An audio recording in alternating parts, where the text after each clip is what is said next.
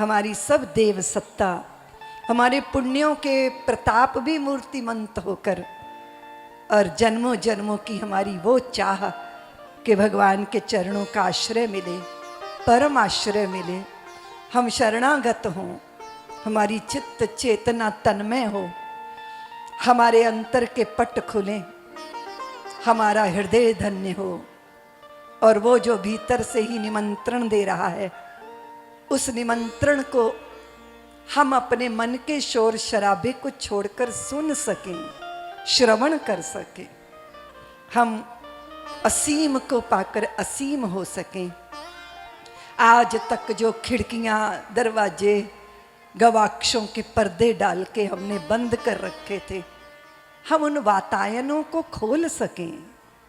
कदाचित बसंत ने हमें बहुत बार कहा कि गंध को इस तरह वापस मत लौटाओ, और चिंतित असीम ने चिंतित रहा अनंत स्वयं को छोटा मत बनाओ, सीमित मत बनाओ। बार बार पुकार उठती रही, हमें पुकारती रही कि तुम अपने इस रुग्ण मन की दुर्गंधी को दूर करो। ये विमूर्छित है, ये मूर्छा में है, ये माया के चंगुल में है, और कदाचित तुम इस कारागार से बाहर निकलो, अपने रुग्ण विमूर्छित मन को प्राण वायु पहुंचाओ, तिमिर ग्रहण लोचन को फिर से परम विभा दिखलाओ। तुम्हारे लिए प्रकाश निमंत्रण दे रहा है, अध्यात्म का वो आकाश तुम्हें निमंत्रण दे रहा है। माना कि तुम जीवन रण के क्षण में हो, लेकिन जीवन रण के इस क्षण में फिर नारायण भी तो बोल रहा है, और वो कह रहा है कि तुम्हें अपने ही भीतर जो छिपे द्वंद्व हैं उनको परमानंद बनाना होगा, और जो तुम्हारी बिछुड़ गई बूंद है उसे महासमुद्र बनाना होगा। बनकर फिर प्रारंभ स्वयं ही पारायण बोला है, कितने दिन से बंद किंतु आज बातायन खोला है।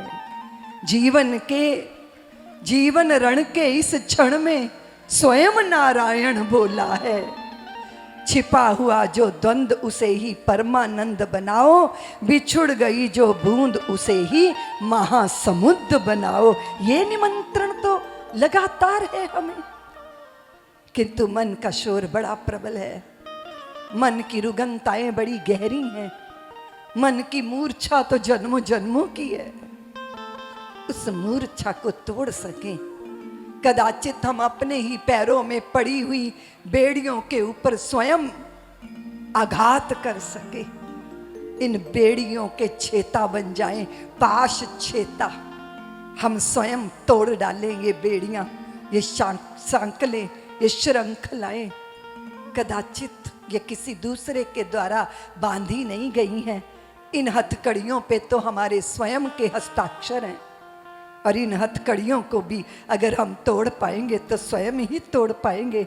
इसलिए इस कारा से मुक्ति मिले, उन्मुक्त आकाश में उड़ान भरें, हम ये इस भयंकर सपनों की निद्रा में ऊहा पूह ऊब चूब के बीच में जाग जाएं और राहत पाएं।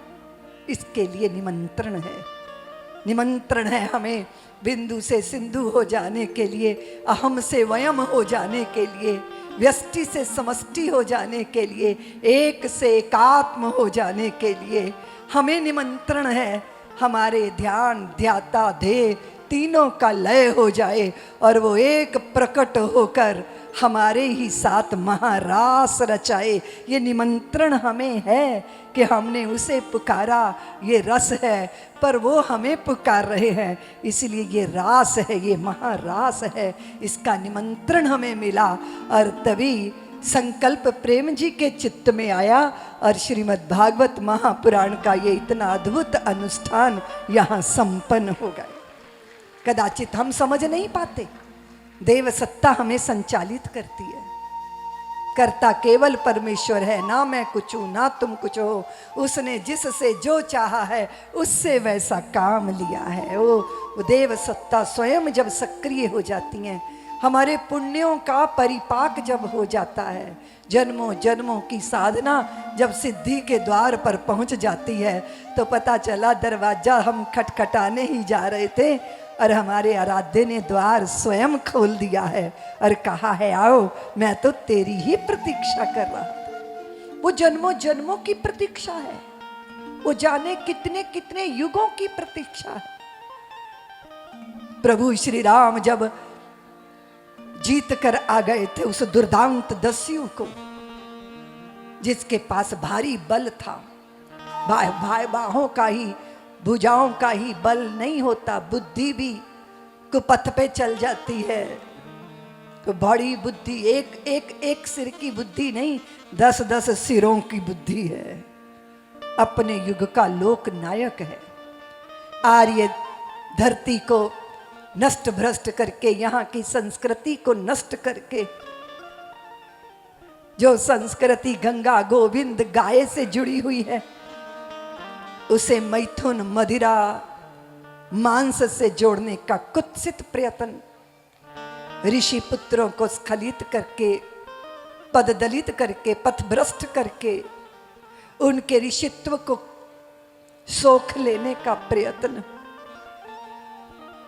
व्रतधारियों के, उपवासियों के, अनुष्ठान कर्ताओं के, यज्ञ कर्ताओं के यज्ञों को विध्वंस कर देने का प्रयत्न, वयम रक्षाम के मंत्र को जिसने धारण किया था, वे दस्यु लंका में उपनिवेश बनाकर जो बैठ गया था, जिसने आर्यवर्त की ही नहीं अपितु देव सत्ता को भी अपने अंकुश में कर लिया था, जिसने भारत के गौरव का अपहरण करने का प्रयत्न किया, भारत की नारी के सतीत्व का अपहरण करने का कुत्सित प्रयत्न किया, जिसने विश्वामित्र जैसे महापुरुषों के भी चित्त में उद्वेलन पैदा करने का प्रयत्न किया, वे अपनी सीमा लांघ गया है। और जब असुर अपनी सीमा लांघता है, फिर वो जो असीम है उसे प्रकट होना होता है। वो हृदयों में संकल्प बनकर प्रकट होता है और संकल्पों से फिर संगठित होती है मानव जाति। फिर वो मानव जाति ही नहीं, ऋक्ष जाति, बानर जाति, गंधर्व जाति, किन्नर जाति, देव जाति।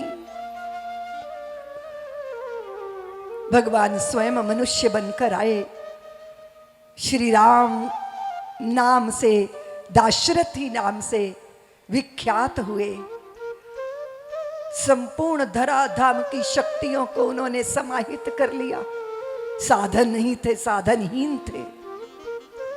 जब अयोध्या से निकले थे तब लक्ष्मण थे साथ में, जानकी थी साथ में।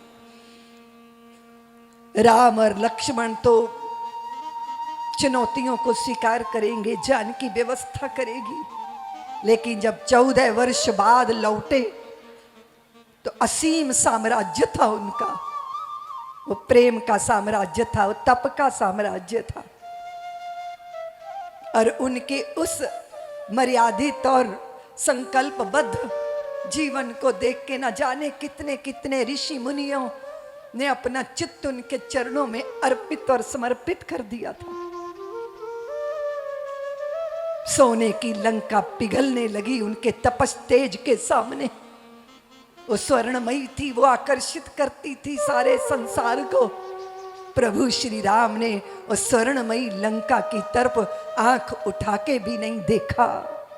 लक्ष्मण से कहा, लक्ष्मण, जननी और जन्मभूमि से श्रेष्ठ संसार में और कोई नहीं होता और कुछ नहीं होता। ये मंत्र हम सबको देने वाले हनुमंत लाल ने अधीर होकर कहा था कि प्रभु, दंडकारण्य के ऋषि मुनि आपकी प्रतीक्षा कर रहे हैं।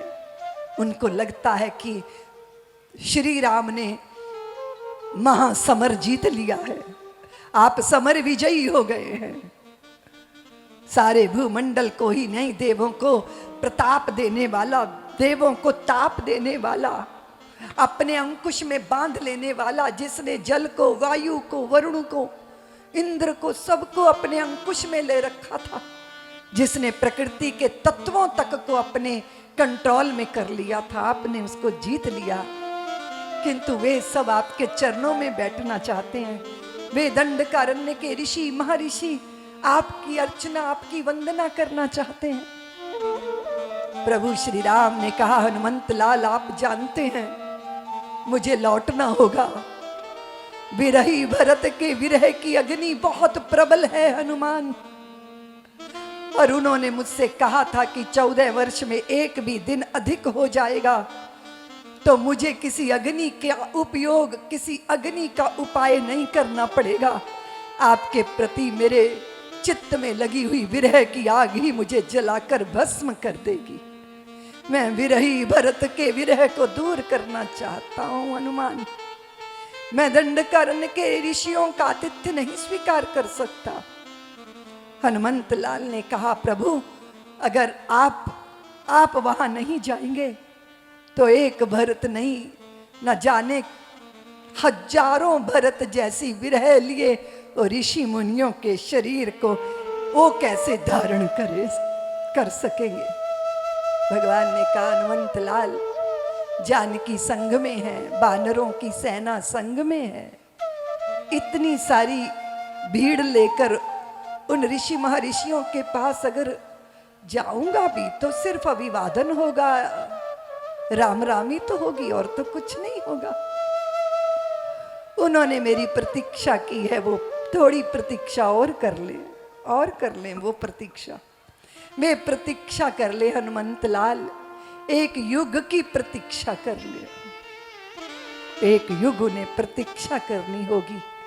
मैं राम हूं, मैं दाशरथी राम हूं, मर्यादा मेरे जीवन का सूत्र है, एक पत्नी व्रत भी हूं, लेकिन जब द्वापर में आऊंगा कृष्ण बनकर तो मैं किसी मर्यादा के बंधन में नहीं होऊंगा, उन्मुक्त होगा मेरा जीवन, और कदाचित सबको मैं स्वीकार करूंगा, सबका प्रियतम, सबका प्रेमी, सबका सुहृदय, सबका आधार, सबका परमाश्रय, सब शरणागत को शरण में लेने का उदात्त असीम भाव रहेगा मेरे चित्त में।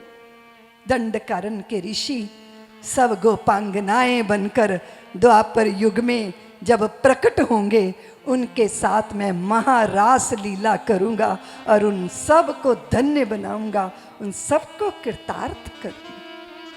उनको एक युग तक प्रतीक्षा करनी होगी। कदाचित वापिस आए प्रभु श्री राम, भरत को विरह अग्नि से उभारा, धन्य हुई अयोध्या। चर्चा करते करते श्री राम ने भरत से कहा, भरत मैंने सबके ऋण चुका दिए भैया। विभीषण को लंकाधिपति उसी क्षण बना दिया था मैंने जिस क्षण विभीषण मेरी शरण में आए थे। मेरे पास कुमकुम नहीं था, हरिद्रा नहीं थी, चंदन नहीं था। मैंने सागर का जल लेकर ही विभीषण के माथे पर तिलक कर दिया था और कहा था कि आओ लंकेश्वर, दाशरथी राम तुम्हारा स्वागत करता है। मैंने सुग्रीव की विरह से, सुग्रीव की दीनता से, सुग्रीव के चित्त में जो हीन भाव था, उसके भीतर जो बेचारगी थी, उसके भीतर जो क्षुद्रता थी, उसके भीतर जो अकेले और भय की एक बड़ी मान्यता वो बना के चित्त में बैठा था, मैंने उस सुग्रीव को भी किष्किंधा का राज्य दे दिया। जब जब मेरी दृष्टि हनुमंत लाल पे पा जाती है भरत भाई, मुझे लगता है मैं भरत भाई कपि से उऋण नहीं, मैं ऋणी हूं, मैं हनुमंत लाल का ऋणी हूं। मैं जब भी उनको देखता हूं तो मुझे लगता है ये कैसा अद्भुत मेरे जीवन का संबंध है। वे सागर पार कर गए, वे अशोक वाटिका की विरहनी जानकी को राम कथा सुनाकर संतृप्त कर गए। वे लौट कर आए तो लंका जलकर ध्वस्त हो गई थी। उनका पराक्रम, उनका अद्भुत वीर शूरवीर भाव और उनका अर्पण और उनका समर्पण, मैं जानता हूं भरत, सब निष्काम नहीं होते। संसार में संसार भरा पड़ा है अर्थार्थियों से। किसी को धन चाहिए, किसी को यश चाहिए, किसी को कीर्ति चाहिए, किसी को पद चाहिए, किसी को प्रतिष्ठा चाहिए, किसी को मान्यता चाहिए, कोई संतान मांगता है, कोई धन मांगता है। और तुम जानते हो भरत, माँ की उंगली पकड़कर जब बच्चा बाजार जाता है और जो बच्चा कहता रहता है माँ ये ले दो, माँ ये ले दो, माँ ये ले दो, माँ कहती है हाँ बच्चे तुझे लेके देती, ये तुम्हें लेके दिया। फिर वो दूसरी डिमांड करता है, माँ मुझे ये भी चाहिए। माँ फिर उसको वो भी देती है। फिर वो तीसरी और डिमांड करता है, फिर माँ उसको वो भी देती है।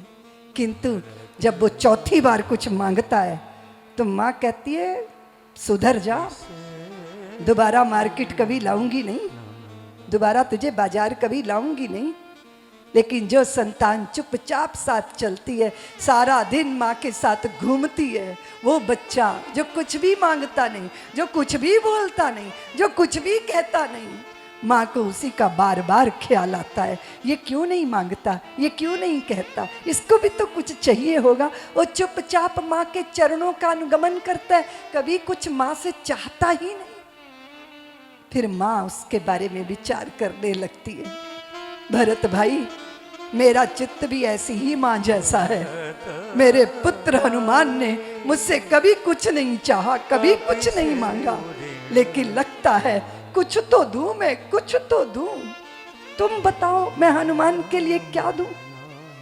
भरत जी ने कहा बड़े भैया मैं क्या बताऊं, मैं नहीं बता सकता, मेरी बुद्धि किम कर्तव्य विमूढ़ है। हनुमंत लाल के त्याग के सामने कोई भी उपहार शुद्र ही होगा, तुच्छ ही होगा। क्या चाहिए उनको? कुछ नहीं चाहिए। उनसे चर्चा करो तो वो कहते हैं कि लंका को लंका, लंकेश्वर को, विभीषण को लंका का पद मिला, सुग्रीव को किष्किंधा का पद मिला, पर मुझे तो श्री राम और जानकी मैया के चरण पद मिल गए और मैं धन्य हो गया, मैं कृतार्थ हो गया। भरत जी कहते हैं भैया, जब जब मैं कोई बात का निर्णय नहीं कर पाता था ना, तो मैं पादुका से पूछता था, आपकी चरण पादुका से, और वो चरण पादुकाएं मेरा मार्गदर्शन कर देती थी। आप भी पूछ लीजिए अपनी चरण पादुकाओं से कि हनुमंत लाल को आप क्या दे सकते हैं। वो भगवान की वो लकड़ी की चरण पादुकाएं वो धीरे से भगवान के कान में गुनगुनाई, गुनगुन फुसफुसाई कि ठाकुर जब आप द्वापर युग में श्री कृष्ण चंद्र बनकर आएंगे तो हनुमंत लाल तो आपकी बंसी में विराजमान हो जाएंगे, आपके अधरों का प्रसाद पाएंगे, आप उनको अपने अधरों पे धरकर अधरों के बिछोने पे सुलाएंगे, और आपकी जो चारू चितवन है, आपकी जो स्वर है, आपकी जो श्वासें हैं, उसमें से हनुमंत लाल गीत गाएंगे। और आपके जो नाक में ये जो बलूकी है ना, ये जब धीरे धीरे हिलेगी तो ऐसा लगेगा जैसे आपने बंशी के ऊपर छत्र छाया कर दी है। और फिर यही बंसी, यही बंसी, यही बंसी अधरों पर धर के आप अपने उन वियोगी ऋषि मुनि जो गोपांगनाएं बन गए हैं, उनको निमंत्रण देकर महाराज के उस मंडल में बुलाएंगे, और वो आपकी बंसी की धुन सुनकर खिंची सी, विमोहित सी, विमुग्ध सी, पगलाई सी, अकुलाई सी, बीवला सी दौड़ी चली आएंगी। और ये संसार देखेगा कि ये रस की निष्पत्ति हुई, ये महारास घटित हुई, और ये महारास एक रात्रि में नहीं, न जाने कितनी रात्रियों में ये महारास वृंदावन की धरती पर शुकाचार्य भगवान के मुख से परीक्षित जी महाराज इस पावन कथा को श्रवण कर रहे हैं।